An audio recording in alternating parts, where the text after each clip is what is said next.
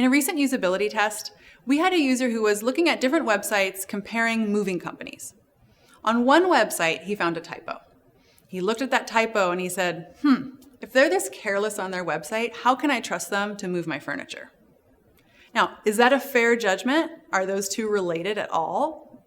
Creating a typo and moving your furniture? Not really. There's not going to be the same people doing that. And yet, there it was. He now had a negative impression of the company because of one initial impression that was carelessness. What's happening there is something called the halo effect. The halo effect is a psychological phenomenon written about first in 1920 by Edward Thorndike. And what he found was that when people had a first negative impression of something, they carried that negative impression with them and applied it to other, even unrelated aspects. So, like in this moving company example, this user had a negative impression and used it to apply it in broad strokes to the rest of that organization.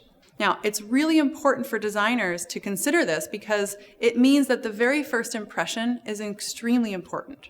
The good news is that the halo effect also works in a positive way. In fact, the name halo effect actually comes from medieval and Renaissance paintings where there's a really common practice of displaying saintly and good people with a little halo above.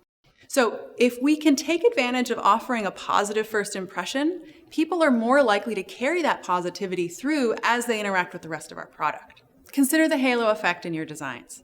Think about ways to make a great positive first impression so that users are more likely to like you and maybe be forgiving of other things as they move through your site. And on the other side, take it seriously when people have a negative experience because you might unintentionally be allowing them to make judgments about your product that really aren't fair. Use the halo effect to your advantage.